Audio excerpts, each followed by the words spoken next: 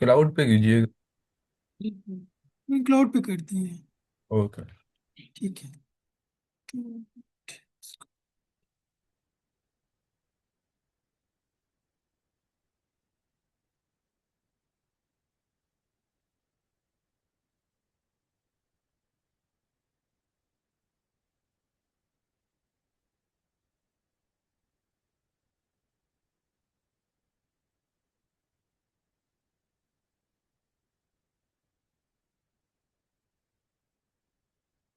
ये मेरी screen visible है?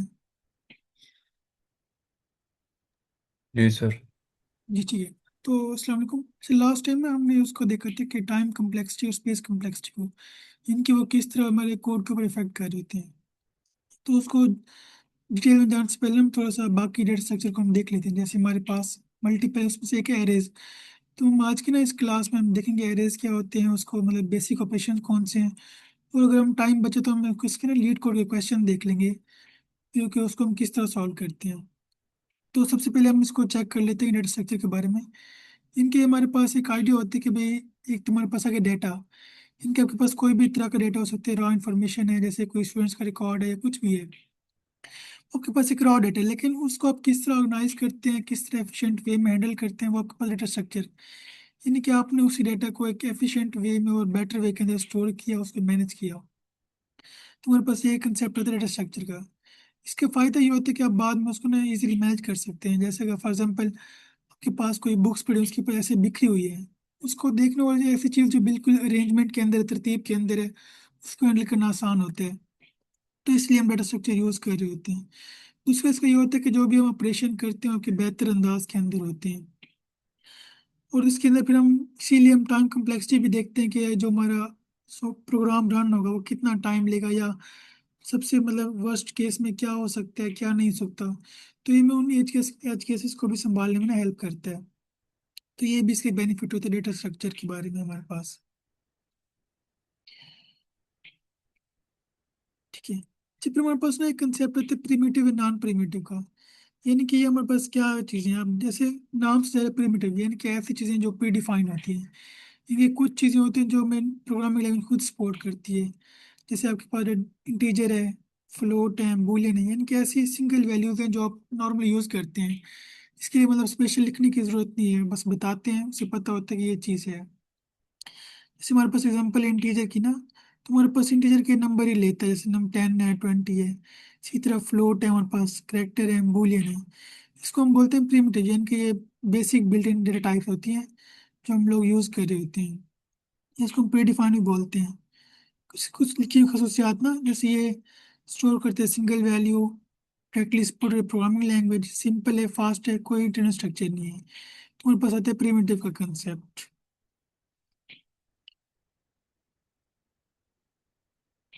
तुम्हारे पास तो नॉन प्रिमिटिव, यानी कि ऐसी चीजें जो बिल्ट इन नहीं होती, लेकिन हम उसको बना सकते हैं अपनी मर्जी के मुताबिक ना, उसको डिफाइन कर सकते हैं। जैसे फॉर एग्जांपल हमारे पास एक एरे है। अब एक कंसेप्ट तो है, लेकिन उसको हम किस तरह बनाएंगे वो यूजर के ऊपर है, यानी कि हमारे ऊपर है, हम किस तरह डिजाइन करते हैं उसको, कितना साइज रखते हैं, या कितनी उसके अंदर वैल्यू स्टोर कराते हैं।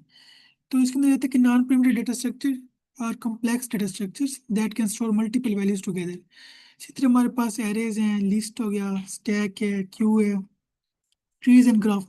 इनके मुख्तलिफ डेटा स्ट्रक्चर्स हैं जो हम हेल्प करते हैं कि हम अपनी मर्जी के मुताबिक ना, जो भी हमारे पास प्रॉब्लम होगी हम उसको देख के आइडेंटिफाई कर सकते हैं कि हमें कौन सा यूज करनी है।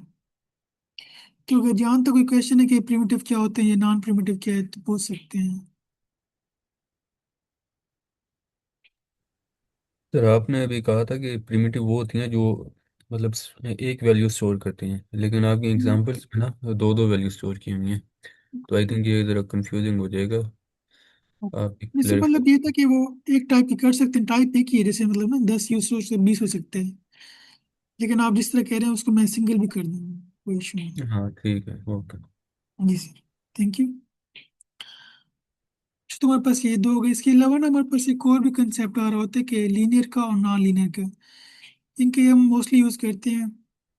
इसमें ये होता है कि कुछ चीजें तुम्हारे पास ना जो लीनियर चल रही होती हैं, जैसे आपके पास लिंक लिस्ट है या एरे है, इसके अंदर एक सीक्वेंस फॉलो हो रहे होते हैं, मतलब स्टेप बाय स्टेप मूव कर रहे होते हैं। फिर दूसरा नॉन लीनियर होता है, इसमें ना डिफरेंट कम्बिनेशन आ सकते हैं। मतलब जैसे अगर अपने पास एक ट्री है ना, यहाँ से भी मूव कर सकते हैं, यहाँ से भी मूव कर सकते हैं, मतलब एक डिफरेंट अरेंजमेंट्स आती है, एक नॉन लीनियर डेटा स्ट्रक्चर होती है। तो मेरे पास ये भी कंसेप्ट आता है, जब आके देखेंगे ना कि मैं कौन सा डेटा स्ट्रक्चर यूज करना है, लीनियर करना है या नॉन लीनियर करना है। तो वो डिपेंड करता है कि प्रॉब्लम कौन सी है आपके पास, लिमिटेशन क्या है, कंस्ट्रेंट कौन कौन से हैं। अच्छा, इसके अंदर लीनियर की एग्जांपल आती है आपके पास, जैसे एरे है आपके पास, मतलब सिंपल लीनियर स्ट्रक्चर के अंदर जैसे हमारे पास ये है ना, बिल्कुल मतलब बस ना वन बाय वन हम देख रहे होते हैं कि अच्छा पहले ये है फिर ये है। इसी तरह हमारे पास लिस्ट का कंसेप्ट है, स्टैक्स हैं, क्यू हैं, सारे आते हैं लीनियर डेटा स्ट्रक्चर में। इसी तरह लिंक लिस्ट है, वो भी हमारे पास लीनियर के अंदर आ रही होती है।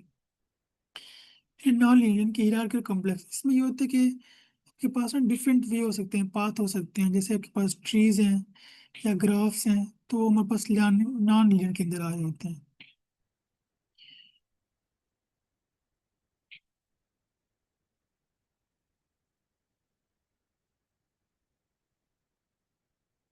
तो हम थोड़ा सा ना ऑपरेशन देखते हैं कि किस किस तरह के ऑपरेशन हो सकते हैं। हमने देखा कि डेटा जैसे कि कौन से हमारे पास किस तरह के हो सकते हैं।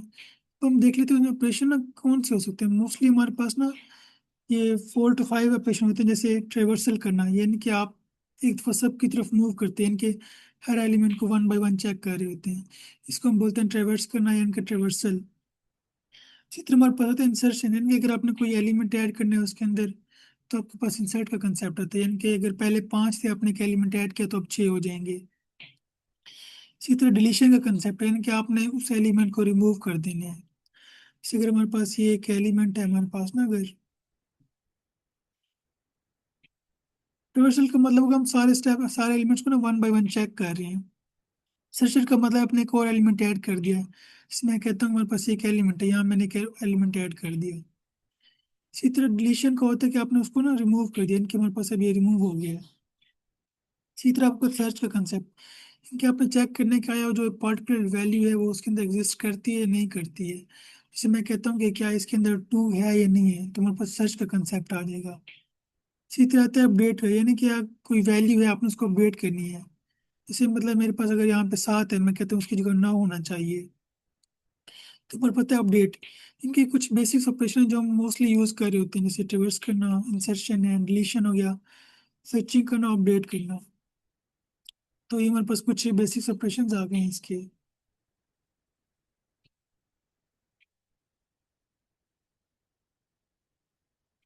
तो अब देख लेते हैं हमारे पास ना एरे। हम ना सबसे पहले एक सिंपल मैपेटा स्ट्रक्चर होता है। अब इसके अंदर ये होता है कि अपन जितने एलिमेंट्स है ना वो लीनियरली अरेंज होते हैं। जैसे बस एग्जांपल देना, अब 2 4 10 5 15 3, इनकी हमारे पास ना अब एक 5 तरतीब के अंदर एलिमेंट्स हैं हमारे पास, जो कि मतलब वन बाय वन हमारे पास है। इसको हम यूज करते हैं जब हम बस कलेक्शन यूज करना हो। जैसे अगर मैं कहता हूँ कि पास एक स्टूडेंट है, उसके अपनी एज स्टोर करनी है, अगर तो एक है आप उसके लिए इंटीजर यूज कर सकते हैं या फ्लोट यूज कर सकते हैं। लेकिन अगर मैं कहता हूँ कि पास एक नहीं है बल्कि 100 स्टूडेंट्स हैं, तो फिर आप उसको किस तरह हैंडल करेंगे। इनके जब आपके पास एक कंसेप्ट होता है कि मल्टीपल वैल्यूज का ना, कि आपने स्टोर करनी है हो भी एक ही साथ, तो आप एरे को यूज कर रहे होते हैं। इसका ये होता है कि कंटिन्यूस मेमोरी स्टोर करते हैं, यानी कि जैसे अगर ये किसी मेमोरी के ऊपर पड़ा हुआ है ना, तो अगला उससे साथ पड़ा होगा, फिर उससे अगले पोजीशन पे पड़ा होगा, ये इनके सारे कंजक्टिव पड़े होंगे, ऐसा नहीं कि कोई कहीं पे हो कोई कहीं पे हो। तो हमारे पास एक तो ये होता है कि कंजक्टिव होते हैं सारे जो एरे के एलिमेंट्स होते हैं। दूसरा हमारे पास ये होता है कि हर जो एलिमेंट है ना उसकी पोजीशन होती है। जैसे ये ना इसकी 0 पोजीशन के ऊपर है, ये 1 के ऊपर है, ये 2 के ऊपर है। इसको हम बोलते हैं इंडेक्स, यानी कि जो उसकी पोजीशन है वो किस एलिमेंट के ऊपर है। जैसे अगर मैं कहूँ ना कि जो एरे का एलिमेंट है मेरे पास, ये जो 3 इंडेक्स पे है, तो मेरे पास 5 पड़ा हुआ है। एलिमेंट फोर्थ है लेकिन ये इसकी जो इंडेक्स की वैल्यू है ना वो 3 है, क्योंकि 0 से स्टार्ट हो रहा है, 0 1 2 3। तो हम कह सकते हैं कि इसके अंदर इंडेक्स की वैल्यू 3 है, इस पोजीशन पे पड़ा हुआ है, और ये हमारे पास ये एलिमेंट है। तो एक बेसिक सा कंसेप्ट था कि एरे के बारे में ना, कि हम एरे क्यों यूज करते हैं, इसका फायदा क्या है, इसमें मेन चीज क्या होती है। तो अगर यहाँ तक कोई क्वेश्चन है तो पूछ सकते हैं। सर अभी तो ये अरे में आपने एक ही डाटा टाइप स्टोर कराई हुई है, तो आपने कह दिया कि कंटीजियस मेमोरी है। जी अगर सर। डाटा टाइप डिफरेंट हो तो फिर भी कंटीजियस नहीं सर, वो होगी। डिपेंड करता है, जैसे ना ये जो एरे की खसूसियत है वो ये है कि इसकी जो मेमोरी कंटिन्यूस होती है। लेकिन जैसे हमारे पास लिंक लिस्ट है उसकी डिफरेंट होती है, तो वो उसके अंदर डिफरेंट केस आते हैं। इसकी खसूसियत ये है कि जो सर एरे मैं में अरे हमारे। की बात कर रहा हूँ। अरे जी अरे अरे में मैंने डिफरेंट डाटा टाइप्स रखवा दिए, मैंने स्ट्रिंग भी रखवा दी है इसके अंदर, जी तब भी सर। कंटिन्यूअस होगी। सर वो फिर लिस्ट होती है, जो एरे होती है उसमें मतलब सेम ही एलिमेंट्स होते हैं, जो हम नॉर्मली सी प्लस प्लस में देखते हैं ना, उसमें सिमिलर आइटम होते हैं। लेकिन जो पाइथन है वो मतलब एज ए लिस्ट काम करता है, उसमें मल्टीपल हो सकते हैं।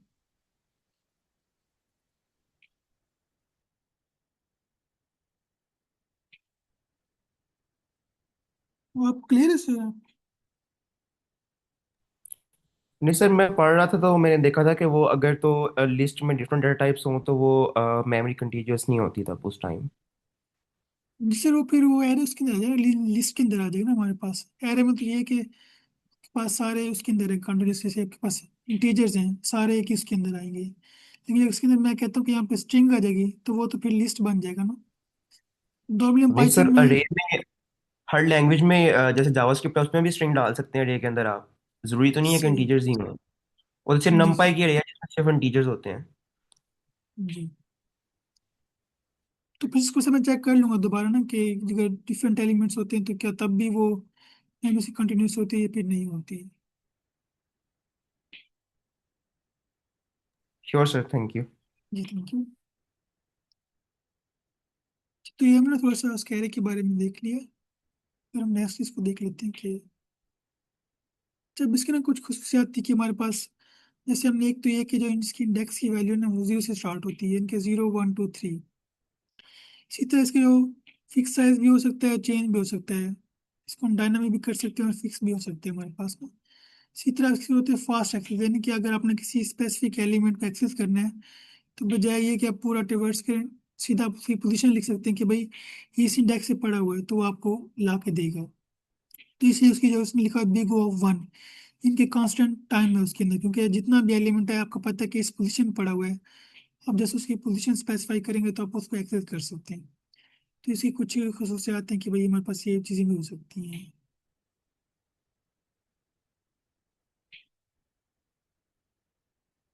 फिर हमारे पास एग्जाम्पल है, जैसे आप ये देखें ना, हमारे पास एग्जाम्पल है मार्क्स की ना, इसमें 90 80 70 60, ये हमारे पास 4 एलिमेंट्स हैं। अगर हम इसकी इंडेक्स की बात करें ना, तो ये 0 इंडेक्स हो जाएगा हमारे पास, ये 1 ये 2 और ये 3। तो अगर मैंने किसी स्पेसिफिक को एक्सेस करना है ना, तो उसका मैं इंडेक्स नंबर बताऊंगा। जैसे अगर मैं कहता हूँ इसको एक्सेस करना है, तो मैं बताऊंगा कि मार्क्स 0, मतलब कि हमारे पास मार्क्स जो है वो 0 इंडेक्स पे है। तो उसे पता है कि मैं इस 90 वाली वैल्यूज की बात कर रहा हूँ। इसी तरह अगर मैं 2 करूंगा तो वो इसको देख लेगा 70 को। तो हम इसको इस तरह एक्सेस भी कर सकते हैं एलिमेंट को। जब हमारे पास ना नॉर्मली जो पाइथन के अंदर ना हमारे पास लिस्ट यूज हो रही होती है, अब इसका फायदा ये एक तो डायनामिक है, मिक्स टाइप है, इनके अंदर हम इसके अंदर मल्टीपल टाइप रख सकते हैं, स्ट्रिंग भी रख सकते हैं, उसके अंदर फ्लोट भी हो सकता है, इंटीजर भी हो सकता है, और उसका साइज भी मतलब डिफरेंट हो सकता है। अब ये नहीं कि आप पहले इसको स्पेसिफाई करें, हम बाद में जितना मर्जी इसके अंदर एलिमेंट ऐड करें तो वो भी कर सकते हैं। तो ये भी हमने देख लिया कि पाइथन के अंदर जो लिस्ट वगैरह होती हैं वो किस तरह हमारे पास। हम ना नॉर्मली इसके अंदर लिस्ट यूज कर रहे थे, वो हम आके देखेंगे एग्जांपल्स के अंदर। जब यहाँ पे ना कुछ ऑपरेशंस की एग्जांपल लिखी हुई है, जैसे एक तो आगे पास में एरे एक्सेस किस तरह करने हैं। यदि यहाँ पे लिखा 0 इंडेक्स, तो उसे पता है कि 0 पे ये वैल्यू पड़ी हुई है, तो वो उसको एक्सेस कर रहे हैं। इसी तरह हम अगर कहते हैं अपडेट करना, अपडेट किस तरह कर सकते हैं। तो उसके लिए कि हमने उसकी वैल्यू बताई कि भाई इस इंडेक्स पे पड़ा हुआ है, उसको ये न्यू वैल्यू साइन कर दो। यानी कि अब ये 20 की जगह ना 50 हो जाएगा, क्योंकि इसने इसकी वैल्यू को यहाँ पे साइन कर दिए जो फर्स्ट इंडेक्स के ऊपर है। फिर मैं कहता हूँ कि मैंने कोई एलिमेंट ऐड करना है, इससे मल्टीपल केस हो सकते हैं। अगर मैं कहता हूँ लास्ट में ऐड करना है ना, मेरे पास अपेंड का आता है कि अगर एरे डॉट अपेंड 60, तो इसका मतलब है कि यहाँ पे एक न्यू एलिमेंट ऐड हो जाएगा 60 का। इसी तरह अगर मैं कहता हूँ कि कुछ डिलीट करना है, फिर मैं कहता हूँ मैंने लास्ट से डिलीट करना है, तो हमारे पास पॉप का फंक्शन है, बिल्ट इन फंक्शन है, तो वो इस लास्ट वाले एलिमेंट को डिलीट कर देगा। कि कुछ केस ये हो सकते हैं हम हमारे पास ना, कि मैं कहता हूँ कि नहीं मुझे बीच में ऐड करना है या बीच वाला एलिमेंट डिलीट करना है, तो हम उसके लिए फिर उसको एलिमेंट्स को ट्रेवर्स करके फिर उसको डिलीट करते हैं। लेकिन अभी हमने जस्ट ये देखे कि जो लास्ट वाली एलिमेंट है वो किस तरह डिलीट हो रहा है, किसी तरह किस तरह ऐड हो रहा है, बाकी हमने ये देखा कि एक्सेस किस तरह कर सकते हैं, अपडेट किस तरह कर सकते हैं। तो अगर यहाँ तक कोई क्वेश्चन है तो पूछ सकते हैं।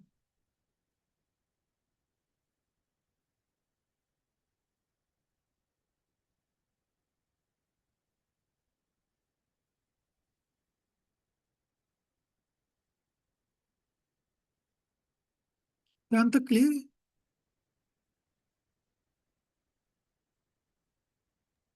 यस जी सर। जी। अच्छा, तो ना हम फिर थोड़ा सा नेक्स्ट देख लेते हैं हमारे पास। अच्छा, इसके अंदर हम ये भी देखेंगे ना, टाइम कम्प्लेक्सिटी को भी देखेंगे अपना, और स्पेस कम्प्लेक्सिटी को भी देखेंगे। नॉर्मली जो टाइम की एक्सेस करने की होती है ना, वो जीरो बिग और एफ एम वन होती है, क्योंकि कांस्टेंट रहती है। इसका साइज के ऊपर फर्क नहीं पड़ता कि कितना बड़ा साइज है, अपना जस्ट पोजीशन बताएंगे तो उसको एक्सेस कर सकते हैं। लेकिन वो क्या, अगर हम इंसल्ट डिलीट करें तो वो डिपेंड करता है उसके ऊपर ना कि कितनी, उसका साइज कितना है। अगर मैंने फॉर एग्जांपल लास्ट में ऐड किया या बीच में ऐड करना है, तो जितना साइज होगा उतना वो मूव करता जाएगा हमारे पास। तो ये भी हम यूज करेंगे नेक्स्ट में। जब ना थोड़ी सी हम प्रॉब्लम देख लेते हैं कि अगर आपको, एक तो वन डी एरे का सम है, दूसरा square of leet code array है। अगर आपको यहाँ तक क्लियर है तो फिर हम उसको एग्जांपल को कर लेते हैं, लीड कोड एग्जांपल को। जी सर, मूव करें। ठीक होगा। अच्छा, तुम्हारे पास ना पहले हम इस एग्जांपल को देख लेते हैं कि स्केयर ऑफ ना सॉर्टेड एरे है आपके पास में।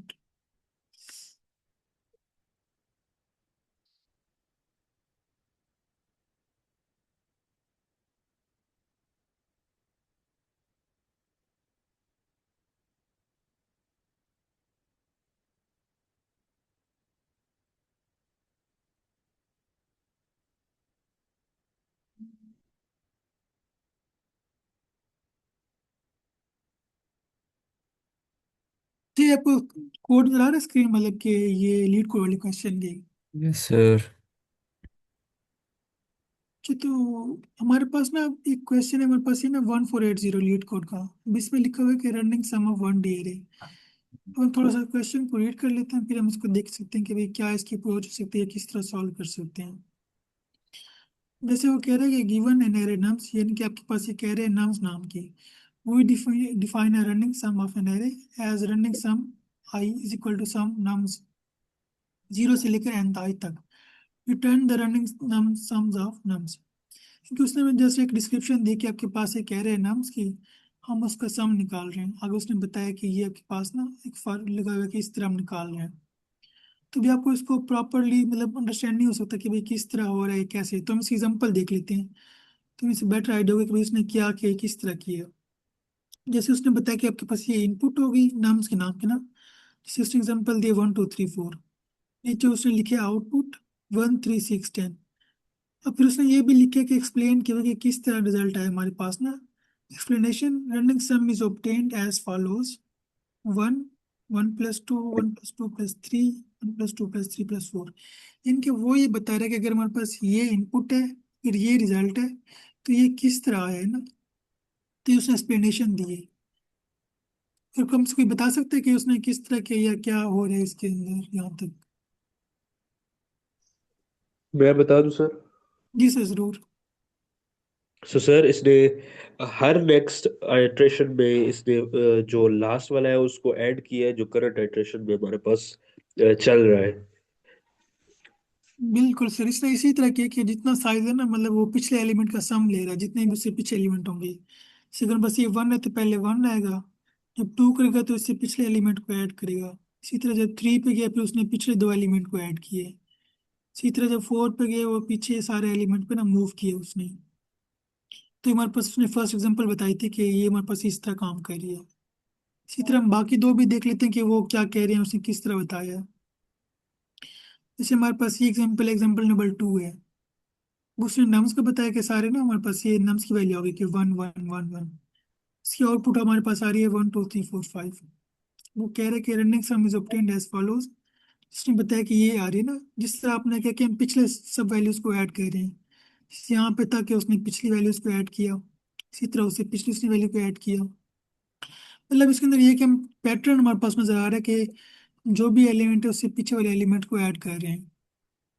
इसी तरह हमारे पास ये नम्स वाला आ रहा है उसका भी हमारे पास सेम रिजल्ट होगा। अब जैसे हमारे पास ये है ना 3 है, तो हम 1 की बात करें तो 3 + 1 4 हो जाएगा। इसी तरह 2 है, 2 + 1 3, 3 + 3 6, तो 3 आ गया, फिर हमारे पास 4 आ गया, फिर हमारे पास 6 आ गया।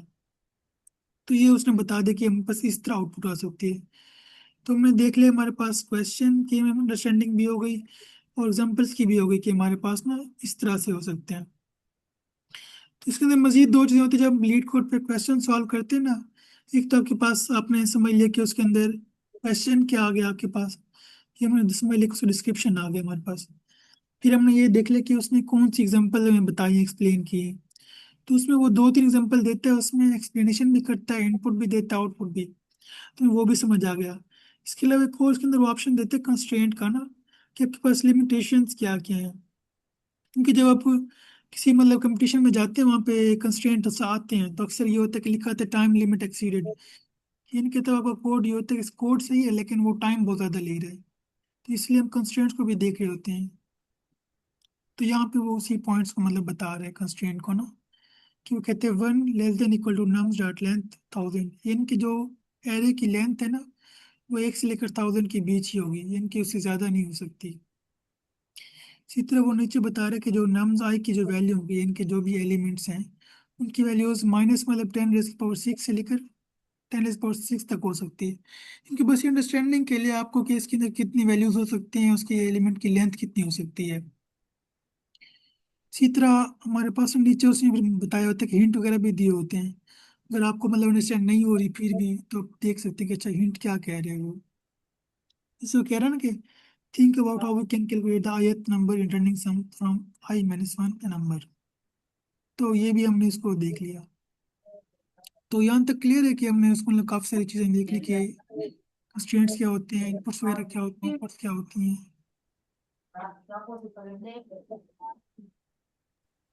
सर इसमें हमने नई अरे उसको रिटर्न करनी है, ये जी लिखा बस तो मैंने था। उसी को रिटर्न कर देना है नाम्स के अंदर, मतलब वैल्यू अपडेट करके उसको रिटर्न कर देना है। यानी सेम अरे हमने रिप्लेस करनी है। जी।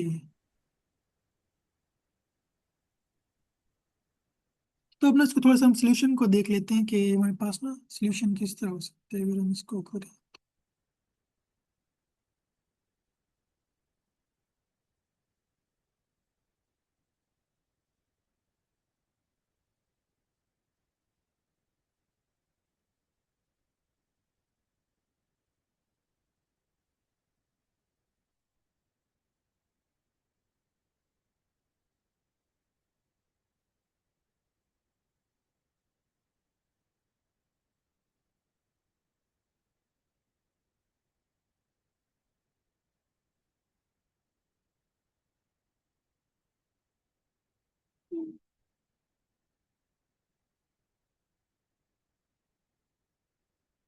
तो सर तो आप मैं ये वैसे पेस्ट करना चाह रहे हैं?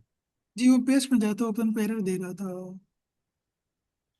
ये आप ऊपर ना जो बार लगा हुआ है ना उसमें एक पे क्लिक करें। हाँ 8 नंबर पे ए, हाँ। वो मतलब टेक्स्ट, हाँ आप सेम है। पेस्ट कर दें। Thank you sir.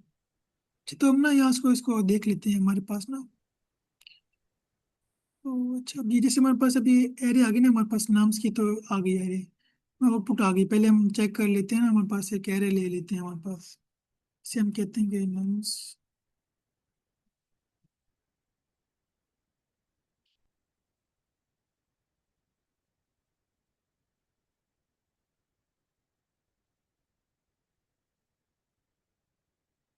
तो अब इसके अंदर हमने ये करना है कि इसके ना मल्टीपल अप्रोचेस हो सकते हैं। बस सबसे सिंपल अप्रोच ये हो सकती है कि हम क्या करें, हम सबसे पहले तो हमें सबके पास जाना पड़ेगा, जितने भी एलिमेंट्स हैं ना हमें पूरा गो थ्रू करना पड़ेगा। फॉर एग्जाम्पल मैंने यहाँ से गो थ्रू कर लिया। तो मुझे ये करना है कि मैं चाहता हूँ जब भी मैं इस एलिमेंट पे जाऊँ, मतलब ये से 1 है तो पहले 1 रहेगा, जब 2 पे जाऊंगा ना इसकी पिछली वाली एलिमेंट्स अपडेट हो जाएगी। इसी तरह जब नेक्स्ट पे जाऊंगा तो इस वाली एलिमेंट की ना अपडेट हो जाएगी। इसी तरह मतलब मैं जितनी दफ़ा भी जाऊँ पिछली वाली वैल्यू अपडेट हो जाएगी। तो इसके लिए एक तो आपको मतलब सबको आइटरेट कर सब तक ना ट्रेवर्स करना पड़ेगा, उसके बाद फिर उसकी ना वैल्यू अपडेट करनी पड़ेगी।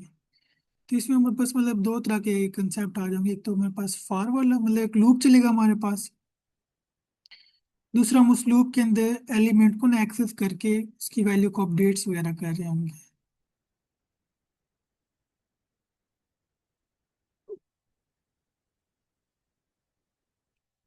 जैसे अगर मैं कहता हूँ कि हमारे पास एक लूप चल रहा है स्टार्ट से ना, तो मैं कहता हूँ कि फाइव,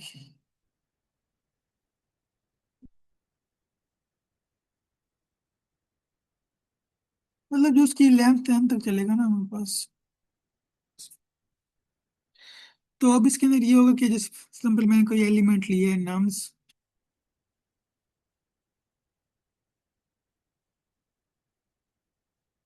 ऐसे कह देता हूँ कि नम वाई, इनके कि मैं यहाँ पे फॉर एग्जाम्पल पहले एलिमेंट ले रहा हूँ, वो उसको चेक करेगा कि वन है, हमें वन को तो नहीं छेड़ना, हमने इसको यहाँ से स्टार्ट करना है कि इससे पिछली वाली वैल्यूज को अपडेट कर दे। तो अगर हम इसको यूं करें कि नम्स आई प्लस वन कर दें, नहीं बल्कि एक नहीं, इसको अगर हम वन से स्टार्ट करें अगर इसको आई की वैल्यू को, तब वो फिर जितनी वाली वैल्यूज होंगी उससे पिछली वाली उसकी वैल्यू को अपडेट करता जाएगा। तो यहाँ तक क्लियर है सबको?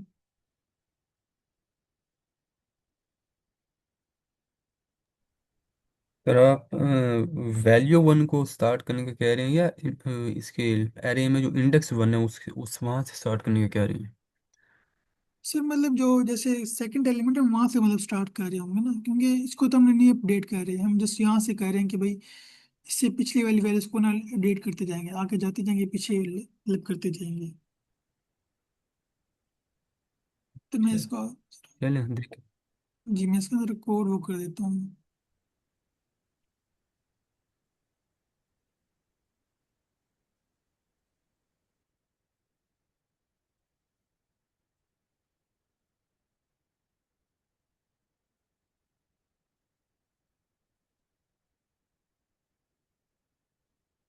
जब जैसे हमारे पास ये है ना, इसका मतलब हमने कोड देखा है, मेन हमारे पास ये इसके अंदर आ रहा है कि हमने कहा कि हम इसको ना वन से शुरू कर रहे हैं, जितनी उसकी लेंथ होगी हमारे पास, जैसे हमने कहा कि फॉर एग्जांपल हमारे पास वन है, टू है, थ्री है, फोर है और फाइव है। ये क्योंकि हमने पहली वाली वैल्यू को तो लेना नहीं है, हम उसको अपडेट नहीं करना, तो हम यहाँ से आ रहे हैं, तो हमने इसलिए स्टार्ट किया वन से ना, कि देखिए जैसे हमारे पास आई रेंज वन, इनकी वो यहाँ वन से स्टार्ट करेगा, इस एलिमेंट से आगे की तरफ मूव करता जाएगा हमारे पास। हम ये कह रहे हैं कि जो आपके पास आई की वैल्यू होगी ना, उसमें पिछली वाली वैल्यू को अपडेट कर दो। जैसे अगर मैं कहता हूँ कि शुरू में क्या होगा, शुरू में हमारे पास ये होगा कि इस तरह नम पास वन आ जाएगा, और ये करेगा कि नम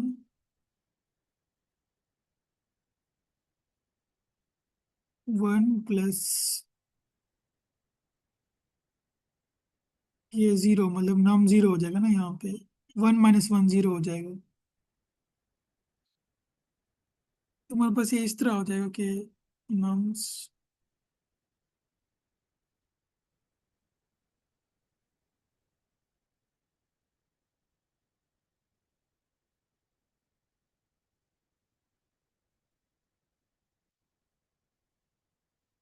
इसका ये हो कि उसने ना मतलब पिछली वैल्यूज को ले लिया कि नम वन माइनस नम जीरो, वन पे हमारे पास ये पड़ा हुआ है टू, उससे पिछले पड़ा हुआ है वन, तो टू माइनस प्लस वन होगा। वन। जी सर। नम्स वन प्लस नम्स वन माइनस वन होगा। जी मैं उसको एक्सेप्ट कर माइनस लेता हूँ। जी, एक मिनट सर मैम। जी वो यहाँ पे मतलब ना प्लस हो जाएगा, एक मिनट। जी तो इस तरह ना वो हमारे पास अपडेट कर देगा, जब जो नम्स की वैल्यू हो जाएगी ना, जैसे नम वन की वैल्यू हो जाएगी, वो हो जाएगी ये टू था, वो प्लस जीरो वन, मतलब ये थ्री हो जाएगा यहाँ पे। इसका मतलब है जो हमारे पास इसकी वैल्यू हो जाएगी ना, वो टू की बजाय थ्री हो जाएगी।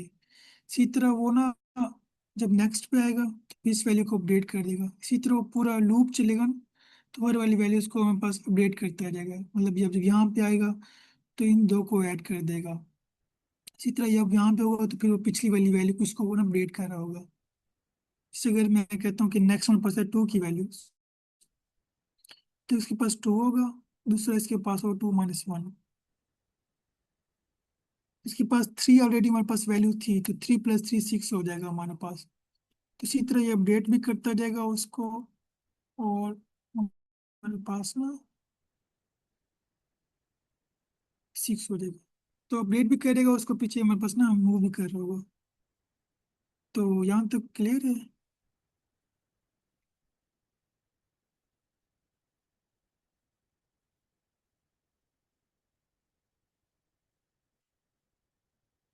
यहाँ तक क्लियर, कुछ क्वेश्चन है तो पूछ सकते हैं।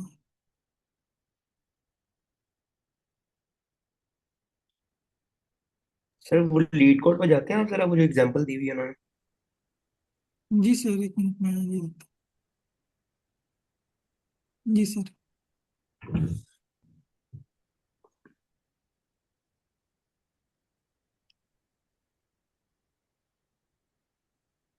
ये स्क्रीन विजिबल है आपको? जी जी सर, विजिबल है।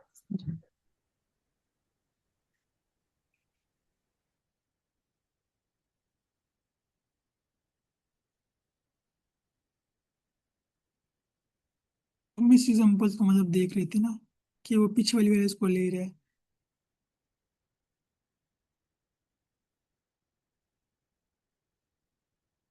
सही है सर, क्लियर है। ठीक हो गया। अच्छा, तो अब ना इसको हम देख लेते हैं। इसके अंदर ना पर जैसे ये मैंने इसको पहले सॉल्व किया हुआ था ना, इसमें ये तो हमने लॉजिक देख ली कि हम इसको ना क्यों कर रहे हैं, ताकि हम प्रीवियस को ले रहे हैं। हमने ये कंडीशन देखने एक्स्ट्रा वो चेक लगाया कि हो सकता है कि मेरे पास लेंथ 0 हो, या हमारे पास नाम खाली हो। तब अब सिर्फ क्या करना है, तो हमने खाली खाली टर्न कर देना है। अगर अपना लिखे ये तब भी चल जाएगा।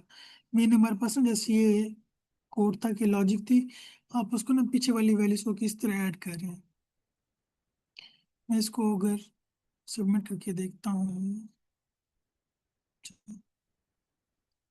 तो अगर हम इसको रिमूव भी कर देना तब भी हमारे पास ये चल जाएगा।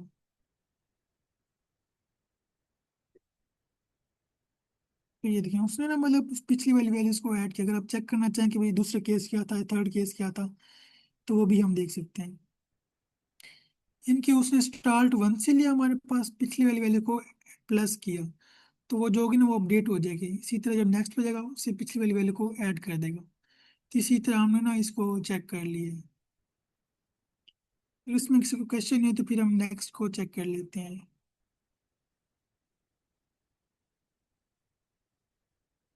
सर कोड कॉपी करके उसको डिस्कस करने की बजाय हम रन टाइम पे कोड करें, ये ज्यादा बेनिफिशियल नहीं होगा? जी सर, वो मैंने कहा था शायद अगर टाइम ना होगा तुम्हारे पास इसलिए, वरना वो भी कर सकते हैं हम लोग ना। Sir I guess that would be more beneficial. जी चलिए, फिर इसको ना नेक्स्ट हम इसी तरह कर लेंगे कि कॉपी पेस्ट की बजाय ना डायरेक्ट ही हम कर लेंगे रन टाइम पर।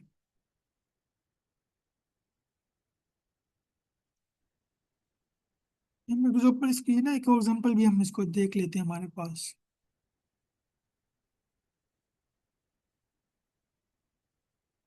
जी मैं ना ये चैट का अभी इसका क्वेश्चन का लिंक शेयर कर देता हूँ।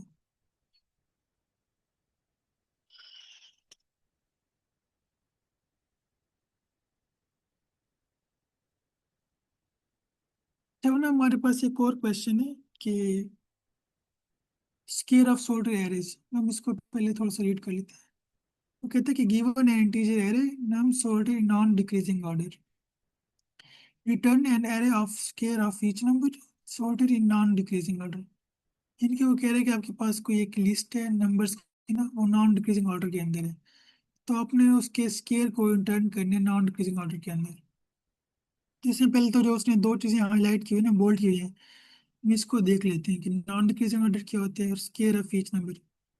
इनके नॉन डिक्रीजिंग का मतलब एक है, जैसे हमने सुना होता है ना, इंक्रीजिंग होता है कि आप छोटे से बड़े की तरफ जा रहे हैं। इसी तरह डिक्रीजिंग का मतलब है कि बड़े से छोटे की तरफ। लेकिन नॉन डिक्रीजिंग का मतलब वही होता है कि जो इंक्रीजिंग है, यानी कि आप छोटे से बड़े की तरफ जा रहे हैं, मतलब डिक्रीज नहीं हो रहा बल्कि इंक्रीज ही हो रहा है। तो अब उसको ये कंसिडर करना कि यहाँ पे ना इंक्रीजिंग की तरफ जा रहे हैं, मतलब छोटे से बड़े की तरफ। दूसरा वो कह रहे हैं कि स्केयर ऑफ ईच नंबर, यानी कि हर जो नंबर ना उसका हमने स्केयर लेके उसको रिटर्न करना है। तो हम थोड़ा सा एग्जांपल देख लेते हैं कि वो इसने किस तरह बताई है। जैसे वो एग्जांपल 1 कह रहे हैं कि नम्स कि उसने ना एक एरे दे दिया आपको कि 4 - 1 0 3 10। इसी तरह जो उसकी आउटपुट है वो हमारे पास आती है 0 1 9 6 10। अब हमारे पास ये सेम एरे है, ये उसकी आउटपुट है। हम देख लेते हैं कि भाई पहले तो आ रहा है इंक्रीजिंग ऑर्डर ना, जैसे 0 छोटा है, 1 उससे बड़ा है, 9 उससे बड़ा है। इनके सारे इंक्रीजिंग ऑर्डर के अंदर आ रहे हैं। दूसरा अगर आप देखें ना, 4 का स्केयर 16 आता है आपके पास। एक मिनट बल्कि हाँ, उसने पहले ये किए कि सबका ना स्केयर लेके उसको फिर ऑर्डर में कर दिए। इसके पास 16 आएगा, फिर 1 है, फिर 0 9 10। इसको उसने ना इस तरह अरेंज कर लिया, 0 1 9 16। इनके पहले से 4 का 16 आ गया आपके पास, 1 का 1 आएगा, 0 3 का 900। इनके वो कह रहे हैं कि आपने ना उसको हमें सॉर्ट करके ही देना है।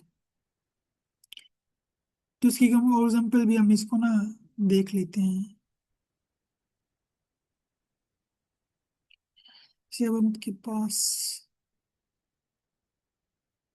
जैसे हमारे पास ये सेकंड एग्जाम्पल है। अब इसमें ना उसने जो एलिमेंट्स हैं वो हमारे पास है इसके अंदर इंक्रीजिंग ऑर्डर के अंदर। जैसे अब ये देखें, -7 है, 3 है, 2 है, 3 है, 1। कि जब इसका रिजल्ट निकालेंगे ना, फिर बस के निकालते हैं, वो निकलेगा 49 है आपके पास। इसका 9 आएगा, इसका 2 आएगा, मतलब इसका 4 आएगा आपके पास, 9 और 1 21। तो हमने इसको भी दोबारा ना अरेंज करके देना है कि सॉर्टिंग करके देनी है। मतलब पहले आपके पास 4 आ जाएगा, फिर 9 आ जाएगा, फिर 9 है, फिर 49 और फिर 21। मतलब इस तरह ना हम इसको सॉल्व करके देना है। तो ये मतलब आपको क्लियर हुआ कि इससे हमने क्या करना था। जी सर, क्लियर हो गया, लेकिन मैं ये पूछना चाह रहा था कि शॉर्ट हम स्केल लेने से पहले करेंगे या बाद में, क्या ये मैटर करता है? सर मतलब बेटर करेगा ना सर, क्योंकि तरतीब उसकी ना हमें देखनी पड़ेगी, क्योंकि जो पहले ऊपर वाले हैं ना, जैसे -7 है, अगर हम इसको बाद में करेंगे तो उसकी तरतीब ही खराब हो जाएगी। पहले हम इसका स्केल लेके ना पहले उसको फिर तो पहले सॉल्व। से सॉर्टेड है, तो पहले वाले तो पहले से सॉर्टेड नहीं है। सिर्फ सॉल्टेड है, जैसे -7 है, अब इसका 49 है ना। अब लेकिन हमें रिजल्ट में पहले 4 चाहिए होगा, कि -7 इसका स्केयर हमेशा प्लस में आएगा, लेकिन ये वैल्यू काफ़ी छोटी है सबसे। तो इसलिए मैं कह रहा था। अंडरस्टूड सर, समझ गए। जी सर। समझ आ गई सर। ठीक हो नेक्स्ट। गया फिर। जी। तो अच्छे से ना थोड़ा सा कंस्ट्रेंट भी हम इसके देख लेते हैं कि वो क्या कह रहे हैं।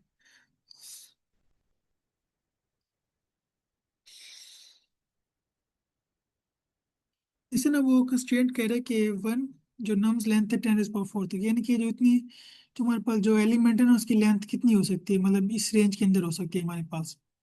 इसी तरह जो वैल्यूज हैं वो भी इसी रेंज के अंदर हो सकती हैं। 10⁻⁴ का मतलब है कि 1 0 0 0, मतलब इस रेंज से बड़े नहीं हो सकते ना। उसका साइज बड़ा होगा, ना कोई इंडिविजुअल एलिमेंट्स उससे बड़ा होगा।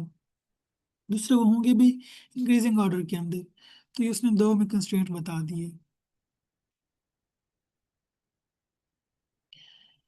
चलिए, तो इसके ना हम थोड़ा सा अप्रोच देख लेते हैं कि आपके जहन में मतलब क्या इसकी अप्रोच आ सकती है, कि इसको किस तरह सॉल्व कर सकते हैं हमारे पास।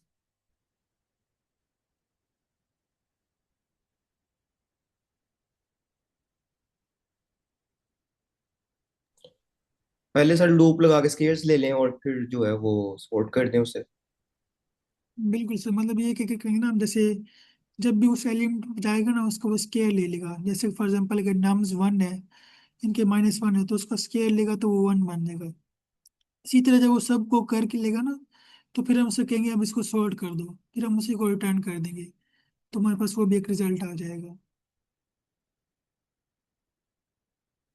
तो इसको हम थोड़ा सा देख लेते हैं।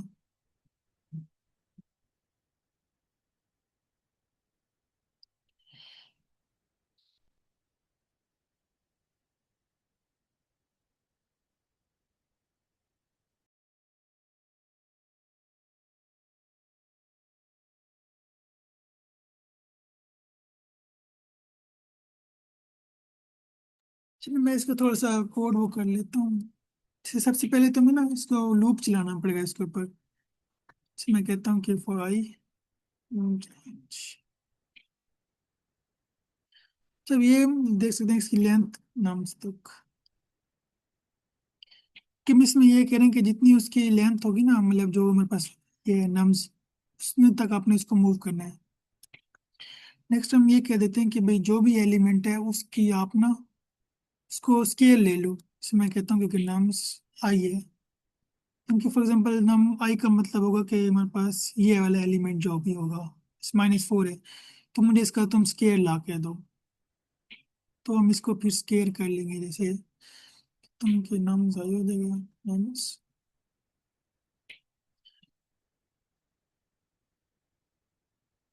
जी सर उस्मान। सर थोड़ा सा जूम इन करें, इस कोड के ऊपर नजर नहीं आ रही है सर सही से। मैं कर देता हूँ इसको, एक मिनट। ओके। ये अब ठीक, ये अब ठीक है सर। जी सर। ओके। ठीक हो।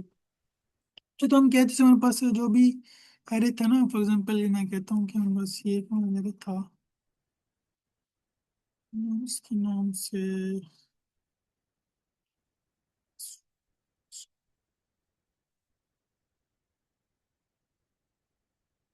जैसे फॉर एग्जांपल हमारे पास ये था, तो हमने कहा कि पहले तो जितनी उसकी लेंथ है ना हमने वो आइटरेट करना है, इनके ट्रेवर्स करना है।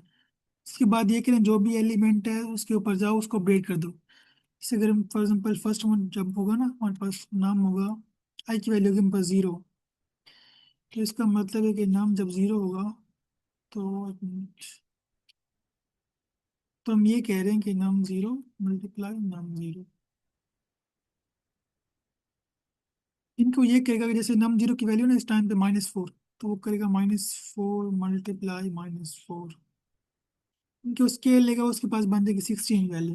इसी तरह ना वो उसकी वैल्यू अपडेट हो रही है, इनकी वो 16 हो जाएगी, फिर 4 हो जाएगी, फिर 1, फिर 25, 49। इनके जब वो पूरा आइटरेट कर लेगा ना उसके पास ये वाली वैल्यूज आ जाएंगी। लेकिन हम ये कहते हैं कि हमें भी इसको सॉर्ट करना है, तो फिर हम दोबारा ना सॉर्ट लगा के इसको पास कर देंगे, तो वो हमारे पास ना आ जाएगा रिजल्ट। तो इसको हम ट्राई कर लेते हैं। यहाँ तक हमने कर लिया तो हमारे पास ये सारा ना अपडेट हो जाएगा। मैं कहता हूँ कि मुझे रिटर्न करो सॉर्टेड नम्स, यानी कि जो तुम्हारे पास अपडेट होकर वैल्यूज आ गई हैं जैसे अभी हैं, इसको मुझे सॉर्ट करके दे दो, तो मुझे सॉर्ट करके दे देगा। तो हम इसको रन करके देख लेते हैं हमारे पास ना कि,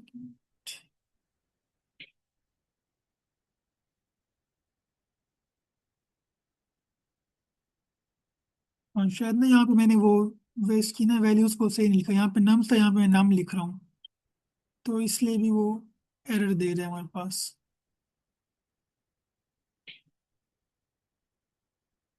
ये देखो उसने दोनों मतलब टेस्ट केस ना सक्सेसफुली पास कर दिए, क्योंकि पहले वो उसको स्केयर ले रहा है, जब सारे स्केयर होके आ गए हैं फिर उसको सॉल्व करके हमारे पास दे रहे हैं। तो ये हमने इसको इस तरह ना सॉल्व किया है। सर ये बिल्ट इन फंक्शंस के बगैर नहीं कर सकते?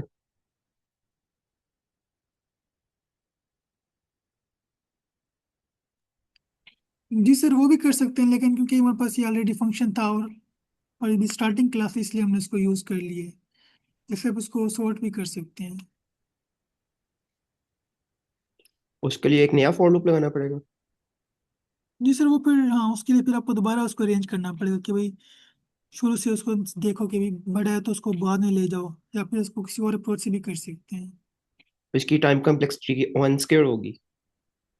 नहीं सर इसमें ना बस दो आती हैं। अब जैसे अगर हम सिंपल ना लूप की बात करें तो उसकी तो एन आ जाएगी, क्योंकि जितनी इसका साइज है वो उतनी दफा वो चल रहा है। लेकिन जो बिल्ट इन मतलब सॉर्टेड फंक्शन होती है ना उसका डिफरेंट हमारे पास वो होता है कम्प्लेक्सिटी, इसकी होती है एन लॉग एन, मतलब एक मिनट, इसकी सॉर्टेड फंक्शन की कम्प्लेक्सिटी होती है,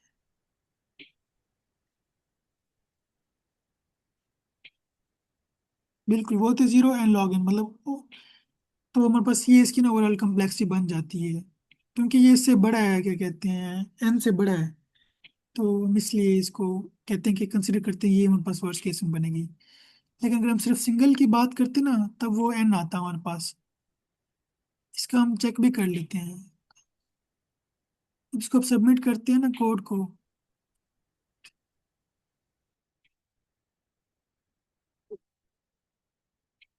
तो ये देखिए यहाँ पे ना वो बता रहा है कि आपके पास कम्प्लेक्सिटी का टाइम,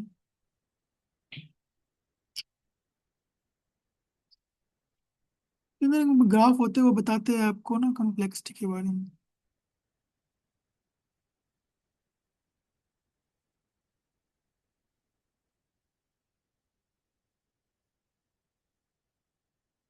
शायद वो उसकी पिक्चर में जहम नहीं आ रही कि वरना वो ग्राफिकली बताते हैं कि आपको इसकी ना इतनी इसकी है टाइम कम्प्लेक्सिटी, वैसे इसकी एन लॉग एन बनेगी क्योंकि सॉर्टेड की वजह से के पास।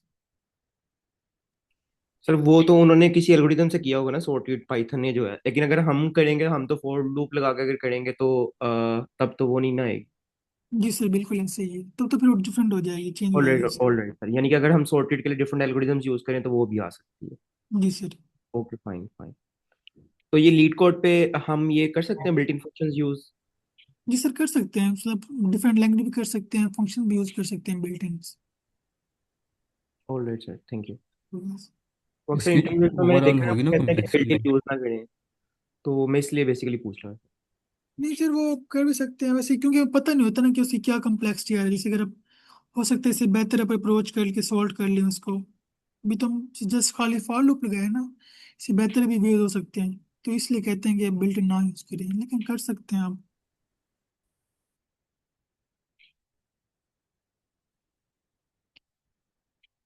इसी तरह अगर हम इसकी देखें ना, जो हमारे पास पिछला था ये 1D वाला, अब इसमें क्योंकि जस्ट सिंगल लूप आ रहा है ना, तो इसकी आपके पास लॉग एन बनेगी, मतलब बिग ओ एफ एन बनेगी, क्योंकि हर जितना उसका साइज होगा वो उतनी दफ़ा वाट चल रहा है, और इसमें कुछ हम ले भी नहीं रहे कि टाइम कम्प्लेक्स, उसकी स्पेस कम्प्लेक्सिटी कांस्टेंट रहेगी, कि टाइम कम्प्लेक्सिटी को फिर एन बन जाएगी, मतलब बिग ओ एफ एन बन जाएगी।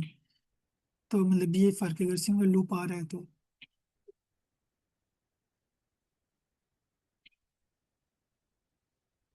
यहाँ तक क्लियर है सर, मतलब दोनों क्वेश्चन। जी सर क्लियर है। जी।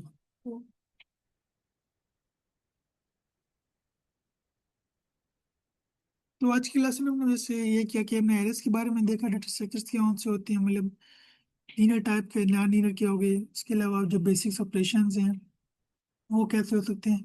फिर हमने ये दो एग्जांपल देख ली कि हमारे पास ना, जैसे अगर ये 1D एरे का सम हो गया, और उसके अलावा हमारे पास के स्केयर ऑफ सॉर्टेड एरेज, तो ये हमने कुछ देखा। उसके अलावा इसकी टाइम कम्प्लेक्स भी देख ली हमने, स्पेस कम्प्लेक्स भी देख ली।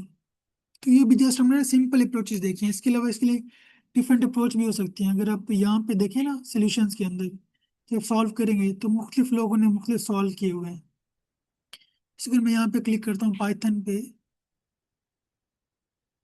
तो ये देखिए अब किसी ने ना मतलब इसको टू ए पॉइंटर से भी सॉल्व किया हुआ है, इसी तरह उसने कंपैरिजन अप्रोच भी यूज की हुई है, मतलब डिफरेंट अप्रोचेस हो सकती हैं। जैसे अगर मैं इसको चेक कर लेता हूँ ना, जैसे ये है, तो यहाँ पे उन्होंने बताया होता है कि हमने ये इसको अप्रोच को किस तरह सॉल्व किया है, जिसने वीडियो भी दी हुई है इसकी, उसने अप्रोच बताई हुई है, और ये उसने ना कोड लिखा हुआ है आखिर में ये वाला।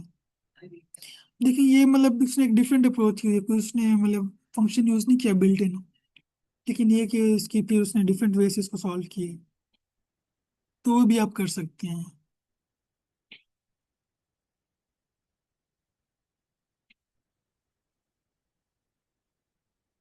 इसी तरह ये देखें उसने जस्ट एक सिंगल लाइन के अंदर इसको भी कर दिए, मतलब उसी को ले रहा है, उसी को उसी लाइन के अंदर ही सॉर्ट करके हमारे पास टर्न कर रहा है।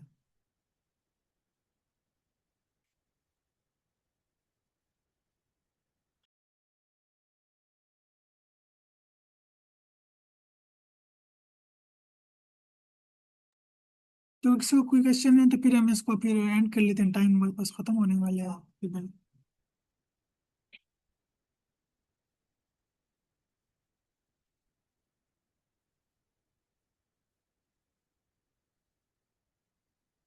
तो फिर इसको हम इसको स्टॉप कर लें फिर से तला।